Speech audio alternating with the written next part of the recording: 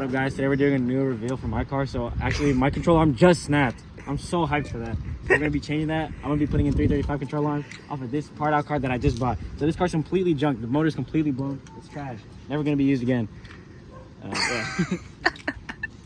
What is up guys, welcome back to another video. As you can see, we got both E90s posted outside of Alif's house.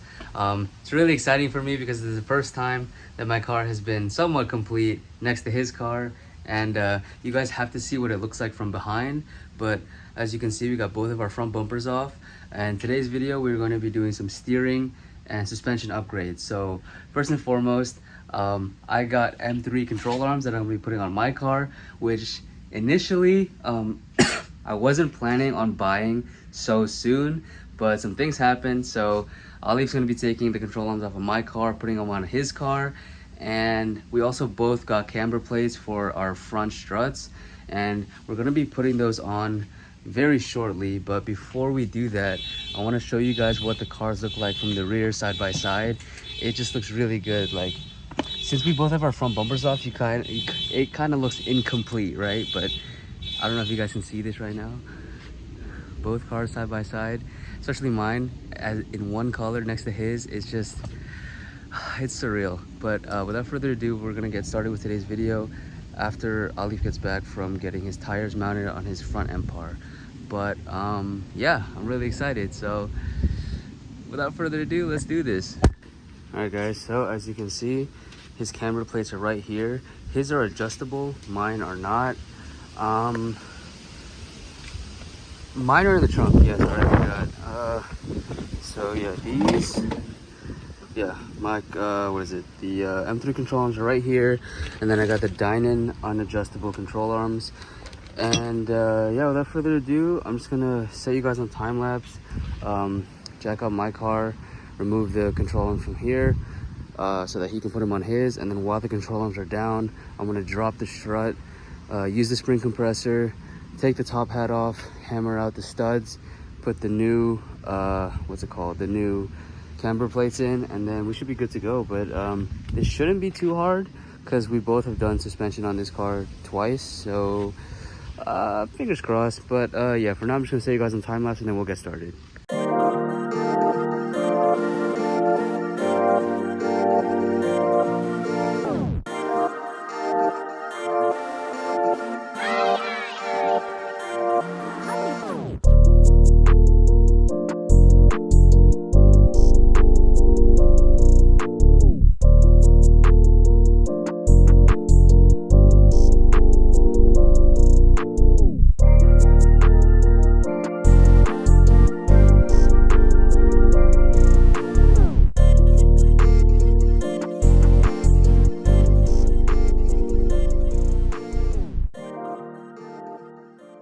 This is my lower control arm, and this is the M3 one. This is his lower control arm, and then the other half is still in there.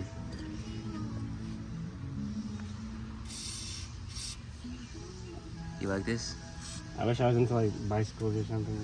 Like our dads. It's a future BMW owner. No, not anymore, guys. I'm looking at this. Why not? Actually, no, this is fun, actually. Never mind, you're in. It's easy work. You should go help him then. Huh? Go help him.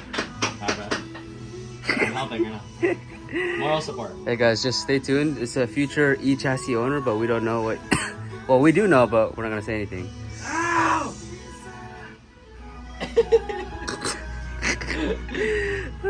Alright, I'm going to get back to work.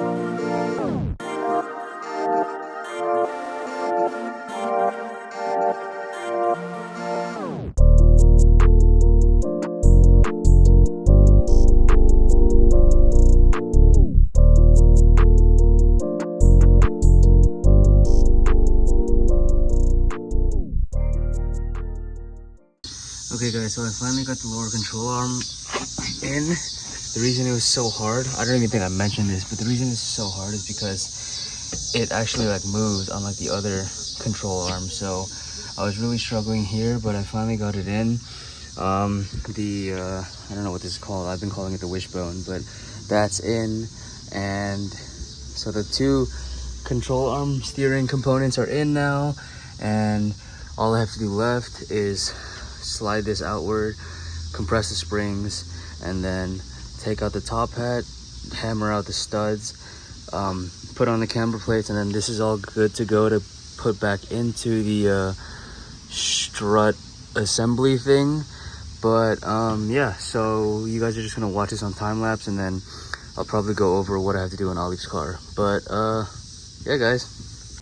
Okay guys, we got the camber plates on the left top hat, and the reason I already have this out is because I bought a new one when I broke the stud when doing my lowering springs last September, not knowing I would get camber plates. So I just had this lying around, so I did it outside of the car, and I wasn't intentionally planning on doing this like this, but I was able to hammer the studs alone over on the right side, and then I was able to insert the bolt and the nut holding the camber plate in. So I actually don't even need to compress this at all. All I need is a 13mm wrench so that I could actually secure this.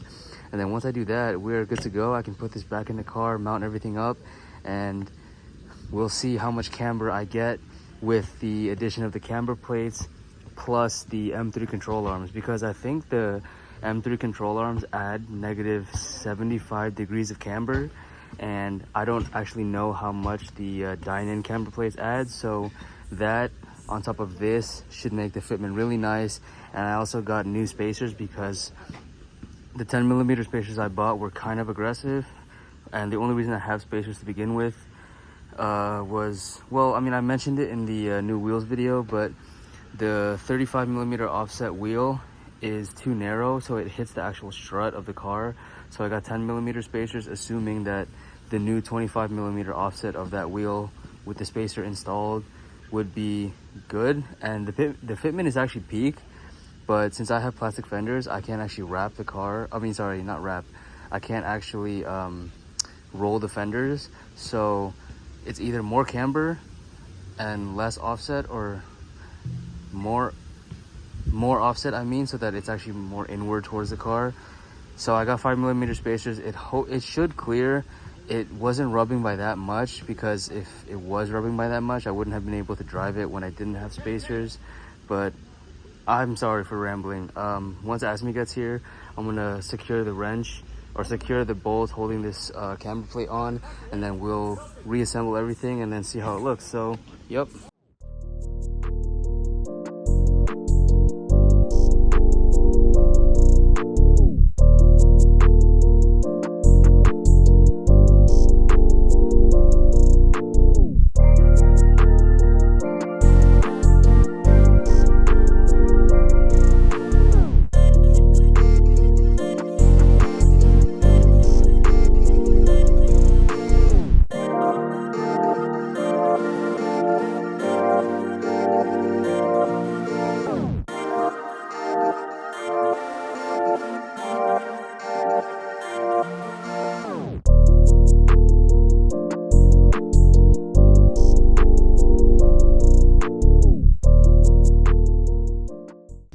Alright guys, finally got the new end link in, lower control arms in, what I've been calling the wishbone is in, the camber plates are in, but you can't see that from here.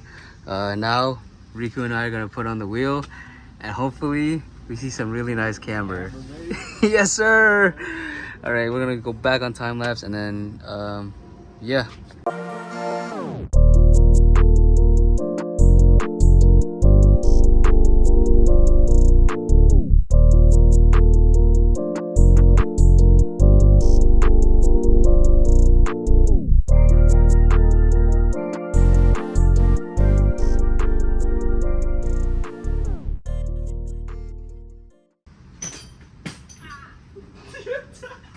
That's why you wear shoes, bro.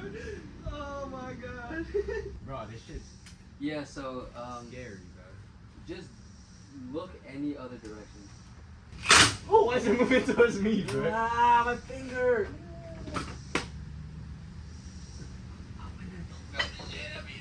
My dad! Hold on. This is like right at my face. More upwards? What range of motion? Cause like doing the splits over. Right. Ready? Yep.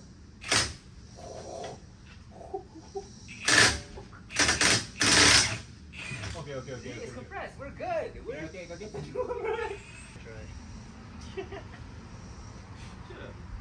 fucking thing on. For anyone watching, this is torque to spec. Ow! Ah! Why am I using my right knee to support this? Okay, full sir. A lot about you, dog. What do you mean that was easy? Oh, it's easy. What are you talking about? It was light work. Light work? Yeah, it was light work. Trust. Theoretically, my car is higher than his, so this should clear. Clear what? This is a low profile jack. We bought it. Oh! What are you doing, man? Bro, it's stuck. Stuck? What are you kidding me, dude? It's stuck. Bruh. I'm trying to get the other jack. Dude, I didn't even mean to do that. This jack is sketchy, bro. Dude, this is a Harbor Freight jack. Oh my god, it's really on my intercooler. Is it? Yes, that's why it won't come out. Alright, Oh yeah. Wait a second. She's slurring. Bro, the tilty boy now. It's like the perfect amount of camber, but the spacers are still too fat. The what? The spacers. You think? They're touching, like, look, touch the left fender. Try to put your finger in between wheel and fender. Oh, damn, that shit tight. Alright guys, so I have the new end link in. As you can see, I still need to torque it down or whatever, but it's in for the most part. New control arm in. Well, new control arm is in. I didn't get to put in the camber plates because I just need a car right now, and at least I fixed the main issue, which is the broken control arm. Next week or maybe the week after, I'll probably put in the new springs for the rear. Just drop the rears a little bit. I'm gonna get different spacers for the front because they do rub a lot on the current setup that I have. But other than that, you know, we got all the major stuff done. Sorry. Yeah, this car will be back on the road soon, hopefully. All right, guys. So I just finished putting everything back on, the lower control arm, end link, and everything. It's a new end link and new lower control arm now. My car hasn't started in like over a month, so it was dead. And I'm pretty sure the alternator is like a little messed up because it's making like a weird noise now. But yeah, I'm just letting the car charge for a little bit. Hopefully the alternator is working, so I'm trying to let the alternator charge. But yeah, so far so good. Everything works, thankfully. Let me just make sure my sub is off, so I'm not draining my battery.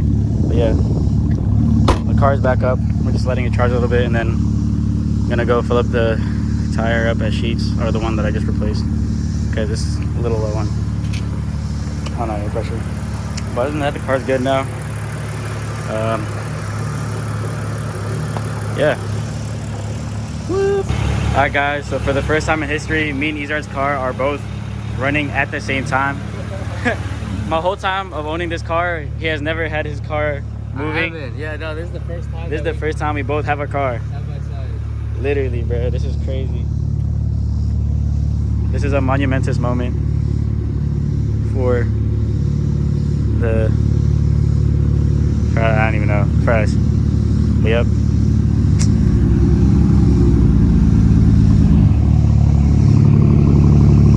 The blast pipe. I feel like I'm about to change that out though.